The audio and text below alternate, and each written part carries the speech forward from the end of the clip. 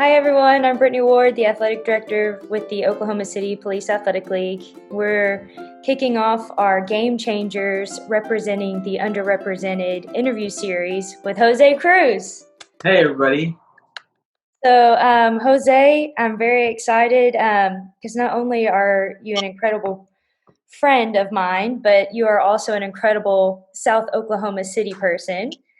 And so I just wanted to start with you sent me your bio earlier in the week, and I just want to let's go through your journey. Tell me about Jose and where you're from. How much time do we have? I know, right? What are we Tell talking me. about? So I was born, and then I am now an adult. Right. All the wonderful things in between. Come on. Yeah, I was born in Mexico City. My parents moved to the United States when I was 9 months old, so I pretty much grew up here. Grew up in Chicago up until my junior year of high school, where I moved down to Texas for a year, and then I ended up moving to Oklahoma City for college. Um, a lot of things shaped my childhood and young adulthood.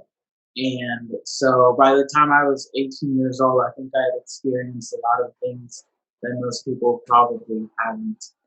Are Um, you given want to given that, share one of those yeah, experiences with sure. us? Well, just from the very beginning, given that my parents came to this country the way most immigrant families do, there's still while I grew up here, there's still a lot of that heritage that we kind of carry, and so I've always seen everything with a different filter.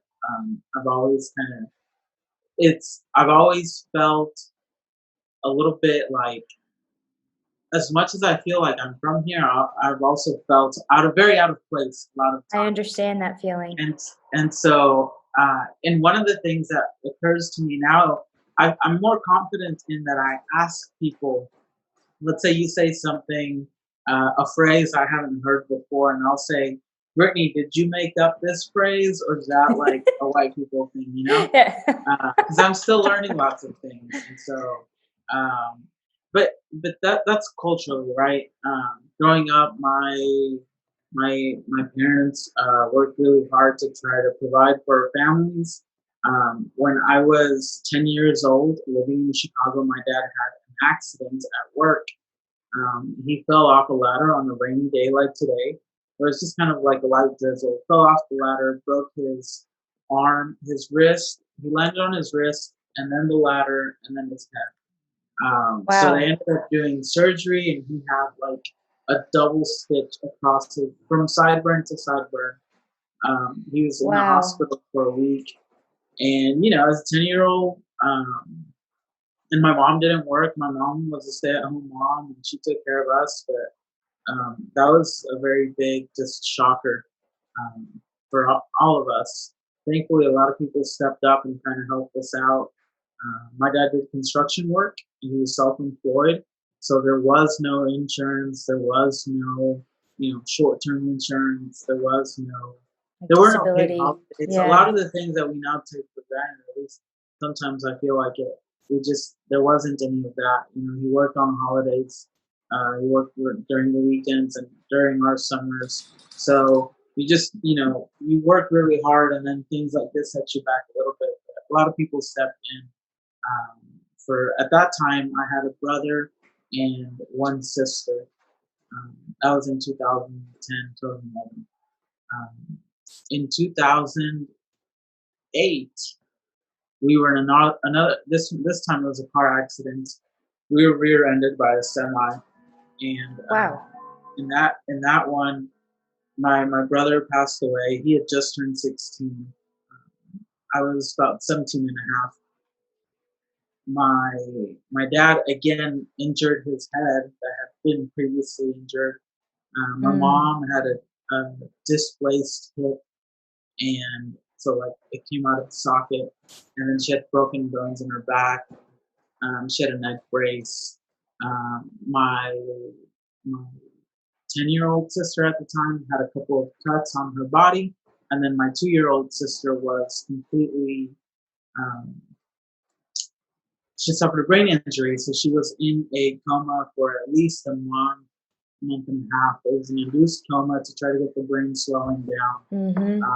Had to go to. She spent another month at a rehab hospital afterwards, and was blind for that time from the brain swelling. Um, Wow. she had to relearn how to walk and talk, and so the bright side there was, I guess, that the fact that we were all it was all hands on deck to making sure that my youngest sister was, came out of this as best as she could. Um, but my mom had no idea that my brother had died when we were in the hospital. My sisters and my mom were meta-flighted to one hospital, and my dad and I were taken by ambulance to another one. Wow. So we lived in a hospital for 2 weeks. Um, Oh my until gosh. we were able to get out. My mom was able to get out, and then we were able to get my sister taken in a plane to a hospital closer where we live. And this was in 2008, and I was 17. I So mean, I mean, that's heavy no matter what age you are, but I guess particularly as a teenager, you're the oldest. yeah, yeah, Yeah, like that I, watching your dad fall asleep in a wheelchair, just eating with a burger in his hand, just really hits you a different way. That's yeah, the guy who's always taking care of you, and then yeah. you're it, and you're not even 18 yet. Um, it's a whole nother. It changes everything pretty quickly. Makes you really relook at things, and put the right value on life, I guess. So yeah, that was that part of stuff. Growing up though, my mom always made sure that we were well educated. She had wanted to be a teacher, but she was the youngest of nine, Oh my and goodness. um, by the time she got around to high school, my grandma was like, you know what, you'll probably end up pregnant like the rest of your sisters. So why don't you just drop out now and go to Oh work? wow. And so that was kind of the Was kickoff to my was mom's that adult in Mexico? Mexico. Yeah. And so, my mom had always wanted to be a teacher, so she kind of did that with us. She taught us how to read and write before we went to kindergarten. So, if you've ever seen my Hey, got to be an handwriting, overachiever. I'm with that. you know now why my handwriting is so neat. Because you've been doing it a long time. It's been a long time, but she always kind of just it, what was more impressive going forward or looking back is that my mom didn't know how like our public education, how colleges, how the college acceptance process works. But she always told us she knew that there were scholarships, and she was always like, just work hard, and things will kind of work themselves out. So that's kind of what I did. Going through high school, I thought I wanted to be an engineer because I liked playing with things, right? So, but Building when you're in high school, you things. have no idea Yeah. what you. At least I had no idea what I was doing. I mean, I mean, I still on a bad day. Sometimes I'm like, "Am I doing? Is this right? I don't is, know." is this what I'm supposed to be doing? So yeah, I uh, mean, I was doing a pre-engineering program until I went to college, and uh, you know, I took calculus my first semester, and decided that that was not where I took a wanted. hit. Oh, oh.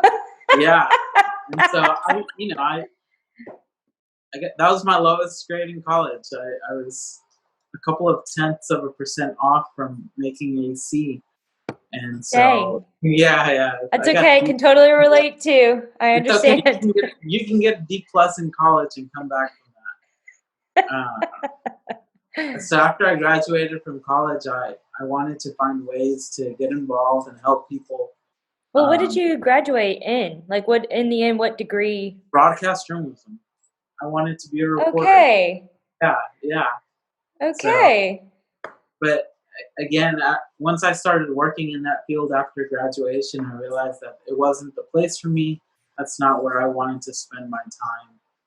Here's the Um, thing, though. What I so admire about you is that you're not afraid to try it, right? Like Yeah, you're so almost ridiculously optimistic and that nothing is a failure, right? Like, well, that didn't work, so it yeah, put me on a different path. And I just right. really admire that about you. Thanks. Yeah, I mean it.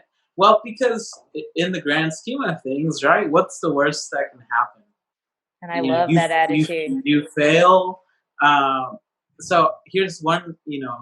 If we're talking PAL, I ran track in high school.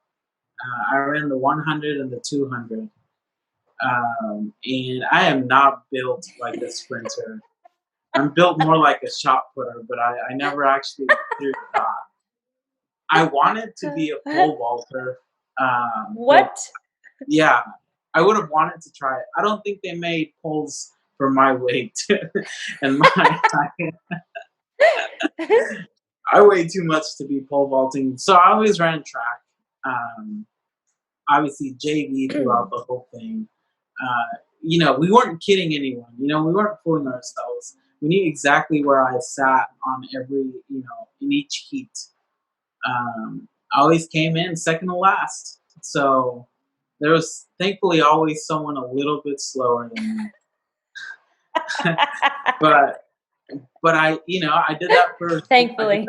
I did that for 3 years, and you know what? You get used to being the second to last guy. Like the dude in first place finished the whole minute ahead of you, and you're still coming in, and you're just trying your Still best. putting in the work, being a part You of the re- team. you really, yeah. I mean, because it just sometimes there's strength in numbers, and maybe somebody else is having a bad day, and you show up, and you're So I was second to gonna last say place. it's It almost makes you like feel better. everybody has their role to play, right? And I know sport is so synonymous for that, like for life, but everybody sort of has their role to play, and whether that is taking last in all the track meets, but maybe I can see you probably being the team motivator and I was being always good at maybe. handing off the baton. I So you never did dropped relays? it. You Yeah. weren't the last leg. You weren't the I anchor. definitely was not. Yeah. I was always the first or second. Yeah. um, okay, so back to broadcast journalism is what you graduated with, your degree in. And Yeah. then what happened after that? I worked at a news station for 3 months for one Okay. summer, and I was covering 7-Eleven robberies and house fires all Okay. summer long. And I thought, no, I thought to myself that I could do more. I was like, if this is it, then I need to find something else. So I got into, and here's where, you know, there's a lot of things that we don't know. And so I got a job selling life insurance, doing financial planning. And I thought, this is going to be a great a finance job, right? Mm-hmm. So I met with a lot of people while doing that. Guilty. Have also thought that at one time, for sure. Yeah, and they do a great job at pumping you up, and they're like, you got this, and you're gonna have fun. And I enjoyed it. I love talking to a lot of people, um, and I think that, but it was really hard because as a 22-year-old, I'm almost 30, and I look pretty young. Can you imagine me at 22, uh, Yeah. telling middle-aged parents like you need to be saving for your retirement? Yeah. How much is in your savings account? you know you need some life insurance. Yeah. Is what happens if something happens to you? Is your family taken care of? So it was really hard to do that then. But the way they set you up, they kind of wanted you to close the deal like by the second time that you met someone. So we're meeting as perfect strangers today, and the model is that like you and me just hit it off so well that we come back next time and you're ready to seal the deal because you need to take care of your family, and that's really Talk hard. about some serious people skills. Yeah, and so while sometimes I could do that, it was really hard to do it. This Um, is okay. Please, Jose, you're my friend, so know that we're I know. Anytime you preface with all due respect, right? That whole Ricky Bobby thing, it's no telling where it's going to go. But I wanted to know seriously. You grew up in the United States, but was English spoken in your home or no? No, no. Right. So So did you learn at school? I did. I did. My parents to this day still speak Spanish at home. My dad was like, "You'll learn English at school, and you can speak Spanish here." He didn't want us to lose it. So, That's so cool. But was that uh, difficult as a young person, like trying to? not really. I remember in first or second grade, definitely struggling with English words, where I would just butcher them, and even to this day, sometimes I'll either I'll like I have dyslexia in a sentence, so I'll flip over a word sometimes, or I'll it'll have a thick. Do you know how much more impressive that makes you to me, knowing that you're a lawyer? Like, that's incredibly impressive. Thanks. But yeah, no, I we speak Spanish at home, and I learned it all at school. And so, okay, you did life insurance, Yeah, honing in on those people skills.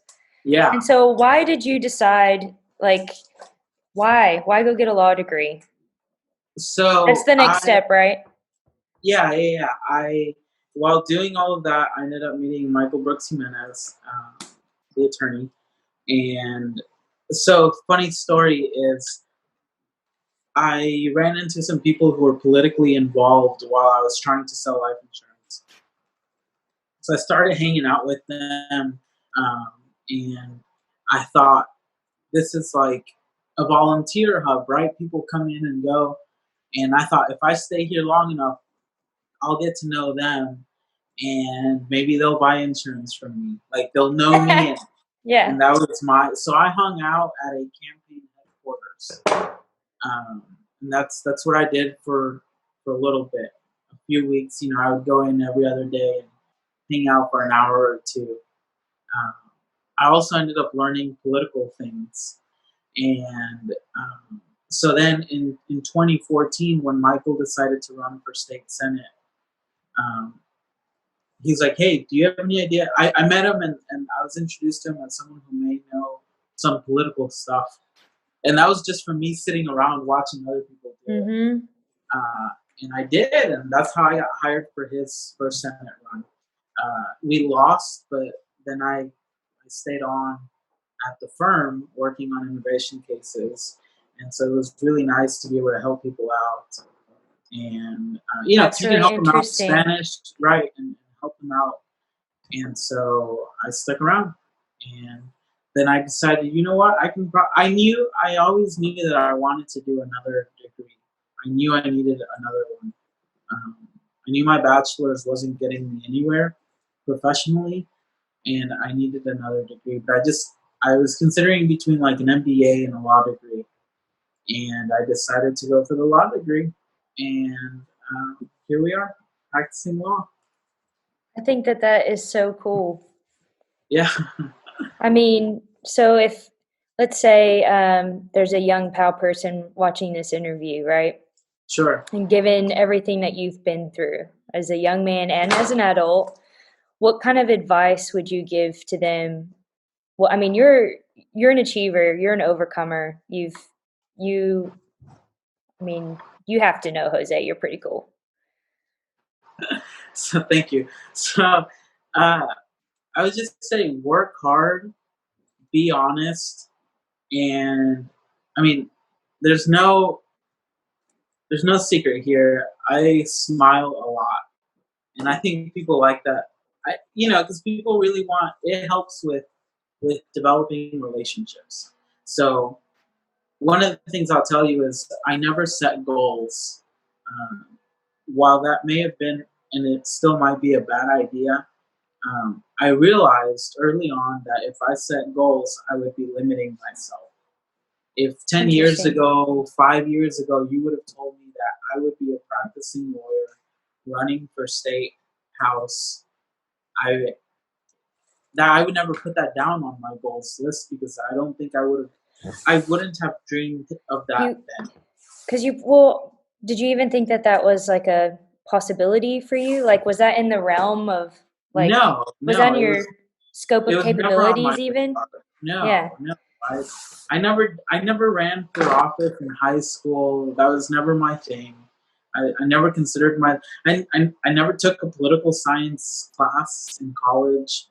Um, it wasn't that wasn't ever anything that I planned for. So I Um, think, you know, what I think is really cool about a few things that you said is I'm going to highlight. One, relationships.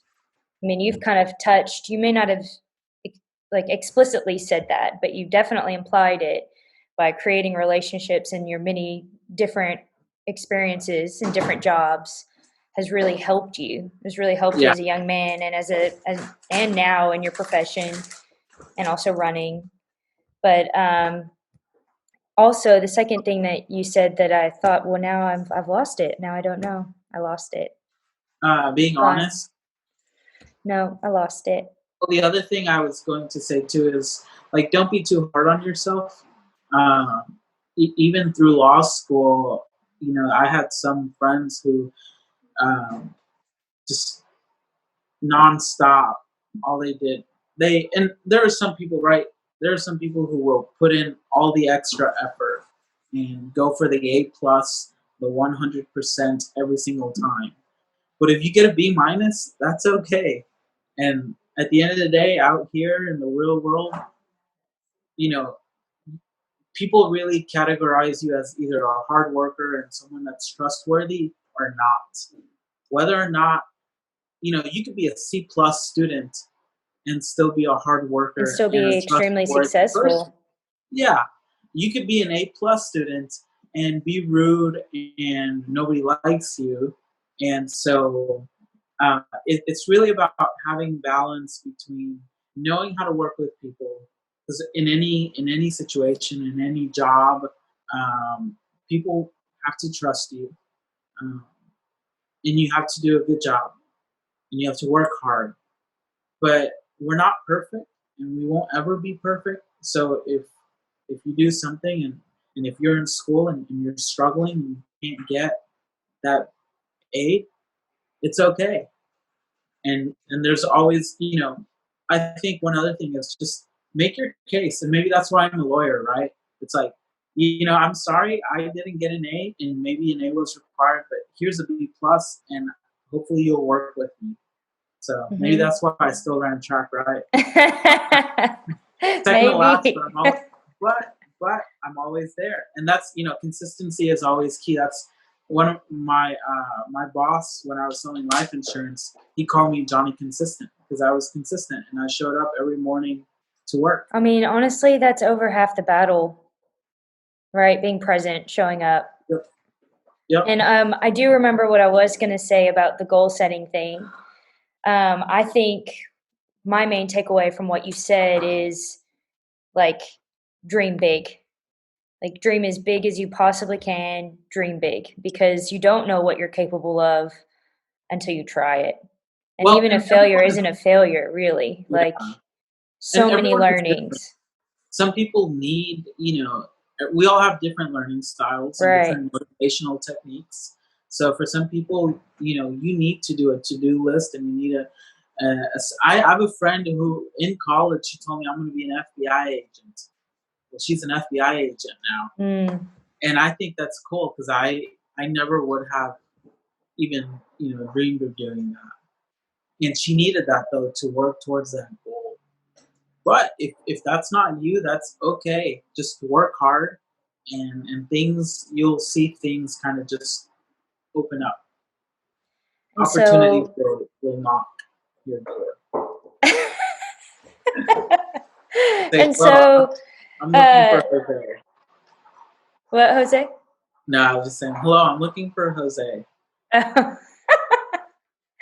um, my my last sort of questions are just silly ones. So Sure. before we do like a round of silly questions, I just really wanted to say like this is why I have invited you or begged you to interview with me because I think your example is a shining example to our young people who may not know what's possible, right? I think it's hard as a 10-year-old to dream of being a lawyer or Yeah. running for It's, any kind of well, the office thing is, or, like, my parents weren't professionals. They didn't have any connections to anyone.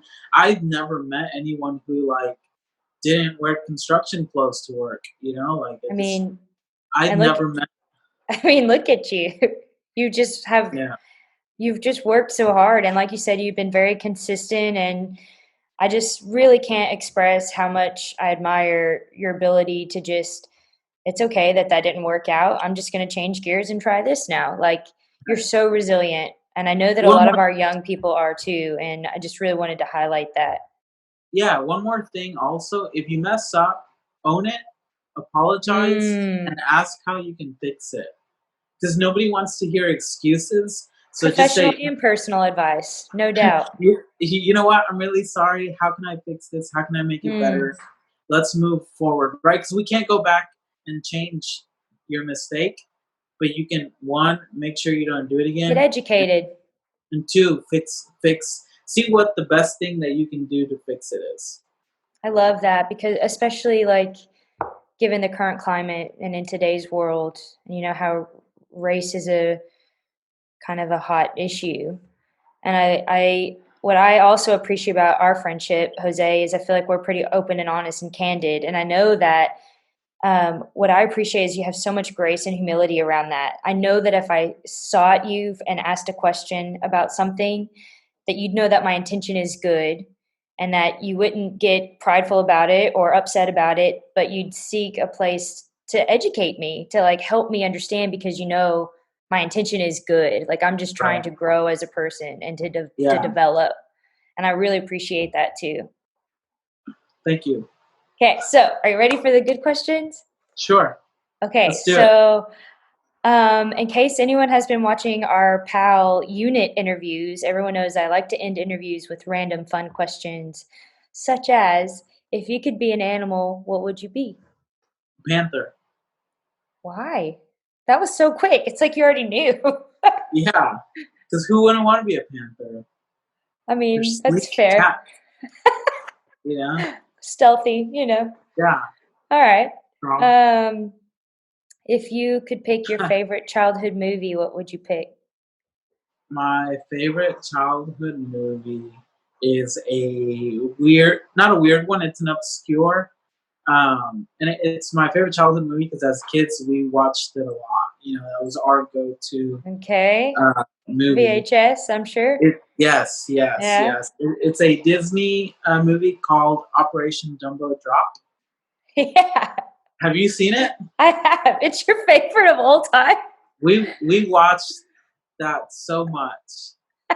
The Vietnam War comedy. Oh, that's hilarious to me.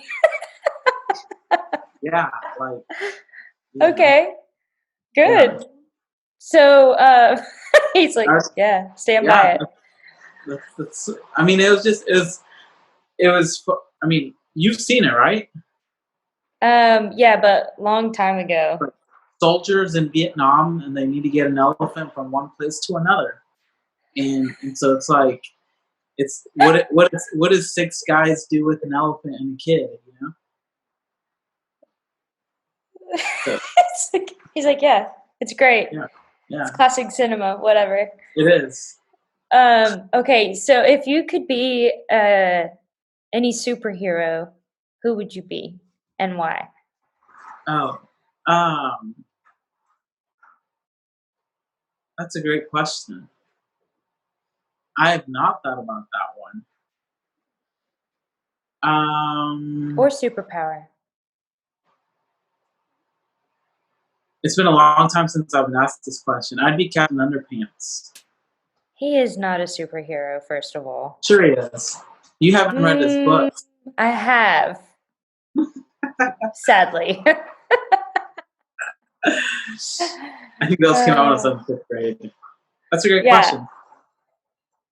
Superman, of So, course. cheesy. All right. All right. I'll allow it. I'll allow it. Um, The last question What's is yours? Wonder no, Woman? no, no. I'm asking the questions. I'm Yeah, yeah. asking. Okay, that's what I thought. Yeah. um, You probably picked Superman too. I would not. Okay. Actually, my favorite superhero is Spiderman. Yeah, that's not cheesy at all. It's not. He's the coolest and funniest, but whatever. Um, my last question is, if you could be a flavor of ice cream, what would you be? Butter pecan. Everyone loves that one. You're like the third person I've interviewed that says that. It's my favorite. Yeah, it's good. It's a good one. It's a classic. Yeah, Uh, liked by all. It kind of sums you up. I like cookies and cream, but it's too sweet sometimes. Hmm. Like too much sugar. I'm getting old. I no, that's when you know, right? That's when you know you're old. I Is when know. it's I'm like, like, how do you oh want yeah, your coffee? I think black. yeah, yeah, right. Like, oh, this black coffee tastes good. Yeah, I know. I'm there now too. Well, welcome to the club. So, Jose, I just really wanted to say thank you for taking the time to talk to me today and, enriching our young people's lives and being a really awesome, hugely successful example of what's possible if you dream big. And thank you for being a Work game hard. changer. Yeah, no problem. Thank you for having me. Thank you for thinking of me. It's nice. Always, my man. And I hope all the kids watching this will, stop and think, right? Just and but it's okay if you don't have the answers to it. Just do your best as you go along, and you'll find all the answers at some point or another. You just kind of have to. If you're thinking about walking down a trail, the tools that you need to be successful will show up. You just need to walk it. So. I love that. So true. What was that? Was that like a shoulder shrug mic drop? Yeah. Done. Thanks so much for checking out the video with Jose Cruz. Tune in next week to learn more about how you can be a game changer in your community too.